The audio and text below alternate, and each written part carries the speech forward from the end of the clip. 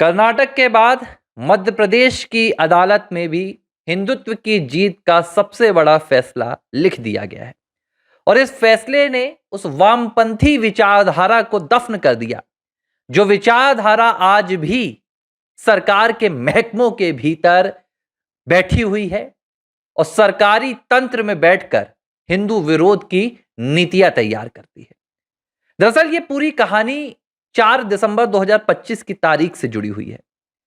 जिसकी शुरुआत मध्य प्रदेश के जबलपुर से हुई थी। मध्य प्रदेश में जबलपुर में 4 दिसंबर को बजरंग दल की इकाई ने एक आह्वान किया और बजरंग दल के द्वारा कहा गया कि हम 4 दिसंबर को एक शौर्य यात्रा निकाल रहे हैं। लेकिन जब बजरंग दल ने यात्रा की पूरी तैयारी कर ली और इस यात्रा में भारी तादाद में शहर के लोग आने वाले थे, यात्रा के जरिए शहर भर के लोग जुड़ना चाहते थे, लेकिन जब बजरंग दल के द्वारा इस यात्रा की अनुमति लेने के लिए एसडीएम को पत्र लिखा गया और अनुमति मांगी गई, तो मध्य प्रदेश सरकार के एक अधिकारी ने, जो एसडीएम के पद पर है,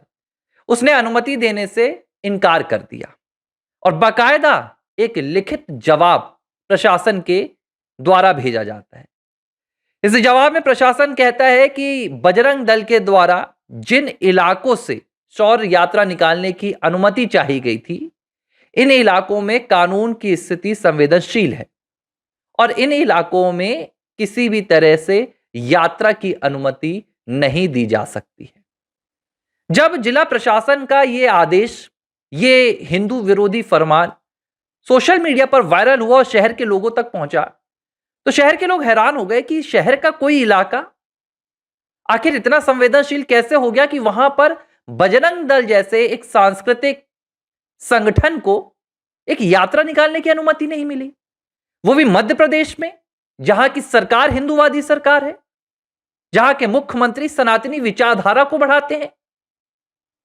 जहां की हिंदू आबादी यह तय करती है कि देश में, प्रदेश में सरकार किसकी बनेगी।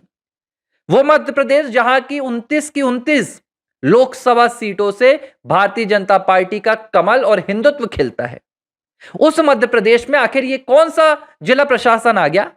जो कह रहा है कि आप बजरंग दल शहर के इलाकों से यात्रा नहीं निकाल सकते। तो जब आदेश वायरल हुआ और लोगों ने इन इलाकों के नाम देखे, तो इन इलाकों के वो नाम थे जिनमें चारखंबा शामिल था, जिसमें गोहलपुर इलाका शामिल था और ऐसे कई इलाके थे। और इन इलाकों में जो रहने वाली आबादी है, दरअसल यहां पर मुस्लिम बहुल आबादी है, यानी कि मुस्लिमों की तादाद हिंदुओं से ज्यादा है। और चूंकि ये मुस्लिम बहुल इलाके हैं, प्रशासन यहां पर इस तरह के आदेश जारी करता रहता है। प्रशासन को डर लगता है कि अगर इन इलाकों में किसी तरह की हिंदूवादी गतिविधियां होती हैं, हिंदूवादी यात्राएं निकाली जाती हैं, पूजा पाठ होता है, धर्म की यहां पर जयकारे लगेंगी, तो यह विशेष समुदाय उससे आहत हो सकता है और कानून की स्थिति बिगड़ सकती है। और इसी के चलते जिला प्रशासन के एसडीएम, जो आधाताल क्षेत्र के हैं, पंकज मिश्रा, उन्होंने बजरंग दल को यात्रा देने की अनुमति से इंकार कर दिया। और जब इस अनुमति से इंकार किया गया तो पूरे शहर में जिला प्रशासन के खिलाफ बवाल फूटा। सोशल मीडिया से लेकर सियासी गलियारों तक इसका विरोध हुआ, यहां तक कि पूरे देश में जबलपुर के इस फैसले की चर्चा की गई। एबीसी हिंदी ने जबलपुर के और बजरंग दल की इस घटना को लेकर और एसडीएम के तुगलकी फरमान पर विशेष तौर पर कवरेज दी और हमने इस घटना को पूरे देश में बताया। और हमारे पास इस घटना को लेकर हजारों लोगों के कमेंट्स आए, उनके ईमेल मिले, जिसमें लोगों ने कहा कि क्या मध्य प्रदेश केरल बन गया है या मध्य प्रदेश का प्रशासन पश्चिम बंगाल की हिंदू विरोधी सरकार की तरह अब काम करने लगा है। और पूरे देश भर में इसका विरोध हुआ। इस विरोध के बीच 6 दिसंबर को अधिवक्ता विवेक तिवारी, जो जबलपुर शहर के रहने वाले हैं, मध्य प्रदेश हाईकोर्ट के अधिवक्ता हैं, उन्होंने ऐलान कर दिया कि शहर का ऐसा कोई इलाका नहीं है जिस इलाके को हिंदू और मुसलमान में बांटा जा सकता है, जिस इलाके को मुसलमानों को क्या बेच दिया गया है कि वहां पर हिंदू धर्म की यात्राएं नहीं निकल सकती। और उन्होंने सरेआम ऐलान कर दिया कि 6 दिसंबर को वो इस इलाके में जाएंगे और बूढ़ी खेरमाई में जाकर ना सिर्फ पूजा आराधना करेंगे बल्कि भगवा भी लहराएंगे। उनके ऐलान के बाद पूरा प्रशासन सख्ते में आ गया और प्रशासन ने तमाम कोशिशें की कि अधिवक्ता विवेक तिवारी को 6 दिसंबर यानी शौर्य दिवस के दिन उस इलाके में पहुंचने ना दिया जाए, लेकिन उन्होंने आखिरकार अपनी यात्रा पूरी की और 6 दिसंबर को वो बूढ़ी खेरमाई पहुंचते हैं। इसके लिए उन्हें मध्य प्रदेश के डीजीपी तक का सहारा लेना पड़ा। सोशल मीडिया पर उन्हें कई अधिकारियों से बात करनी पड़ी और जब प्रशासन यहां का दबाव में आया, इसके बाद उन्हें उस इलाके में यात्रा की अनुमति मिली। सवाल ये उठता है कि शहर के एक इलाके में इस तरह का माहौल क्यों बनाया जा रहा है कि वहां हिंदुओं की एंट्री बैन की जा रही है। इसी पूरे घटनाक्रम के बाद बजरंग दल ने इस पूरे मामले को सिर्फ जिला प्रशासन तक सीमित नहीं रखा, बल्कि बजरंग दल को यात्रा की अनुमति ना मिलने के इस आदेश के खिलाफ बजरंग दल के जिला संयोजक हैं राहुल बर्मन, उनके द्वारा मध्य प्रदेश हाईकोर्ट में इस पूरे फरमान को चुनौती दी गई। और जब मामला मध्य प्रदेश की अदालत में पहुंचा, हाईकोर्ट में पहुंचा, तो हिंदू विरोधी विचारधारा को लेकर एक ऐसा फरमान सुनाया गया, अदालत का ऐसा आदेश आया जिसने यह साफ कर दिया कि इस तरह की किसी भी यात्रा को रोका नहीं जा सकता है। मध्य प्रदेश की अदालत ने जिला प्रशासन को बकायदा अपने आदेश में यह निर्णय लेने के लिए कहा है कि बजरंग दल की इस यात्रा को सशर्त अनुमति दी जाए। सशर्त में क्या होता है, बस जो जिला प्रशासन के तमाम वहां पर रूल रेगुलेशन होते हैं यात्रा को लेकर, वो फॉलो करने होते हैं। और अदालत ने यह कह दिया कि किसी भी तरह की इस यात्रा को नहीं रोका जाएगा। इसके लिए अदालत में सुप्रीम कोर्ट से लेकर कर्नाटक हाईकोर्ट और कई तरह के फैसले वहां पर पढ़ाए गए कि कहां कहां यात्रा को रोका गया था। इसी तरह का माहौल पिछले महीने भी बना था, जब कर्नाटक में राष्ट्रीय स्वयंसेवक संघ अपनी यात्रा निकालना चाहता था, लेकिन वहां पर कांग्रेस सरकार ने यात्रा की अनुमति नहीं दी। बाद में राष्ट्रीय स्वयंसेवक संघ अदालत पहुंचा और अदालत ने कहा कि इस तरह की यात्राओं पर रोक लगाना सीधे तौर पर संविधान के खिलाफ कदम है। लेकिन बड़े शर्म की बात है कि कर्नाटक में तो एक ऐसी सरकार है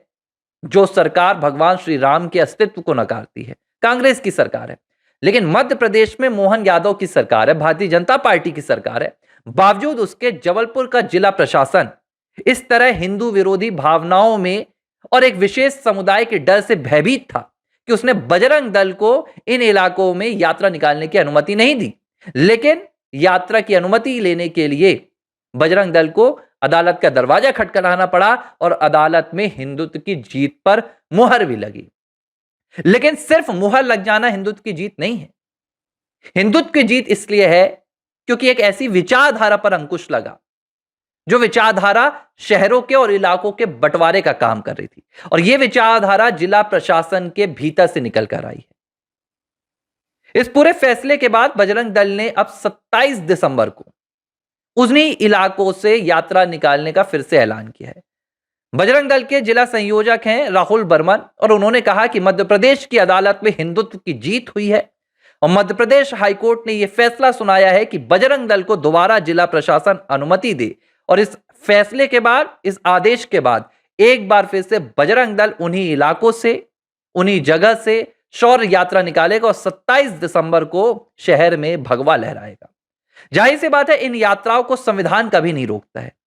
इन यात्राओं को कोई भी कानून नहीं रोकता है, लेकिन वामपंथी विचारधारा इन यात्राओं के खिलाफ रहती है। जिस विचारधारा को लगता है कि अगर जय श्री राम के जयकारे शहर में लगेंगे, जय श्री राम के जयकारे किसी ऐसे इलाके में लगेंगे जहां हिंदू आबादी 1 है लेकिन मुस्लिम आबादी 4 है, तो वहां पर कानून व्यवस्था की स्थिति बिगड़ जाएगी। और अगर ऐसा है तो जिला प्रशासन यह नहीं देखता कि वहां पर संवेदनशीलता क्यों है, वहां पर कानून स्थिति क्यों बिगड़ सकती है, लेकिन हमेशा हिंदू धर्म को कहा जाता है कि आप पीछे हो जाइए। हिंदूवादी संगठनों से कहा जाता है कि आप यात्रा नहीं निकाल सकते, और यही कोशिश मध्य प्रदेश में की जा रही थी। लेकिन आखिरकार अदालत का फैसला सामने आया और हिंदू विरोधी मानसिकता की मध्य प्रदेश में हार हुई, और साथ ही अब इस पूरे मसले पर मध्य प्रदेश सरकार तक भी ये आवाज पहुंची कि किस तरह आपकी ही सरकार में आज भी प्रशासन के भीतर हिंदू विरोधी और वामपंथी विचारधारा से ओतप्रोत अधिकारी बैठे हैं, जो ना सिर्फ सरकार की छवि को हिंदू विरोधी बना रहे हैं, बल्कि शहर में हिंदूवादी संगठनों को रोकने का काम भी कर रहे हैं। ABC हिंदी न्यूज, आज ही जुड़िए हर खबर के साथ।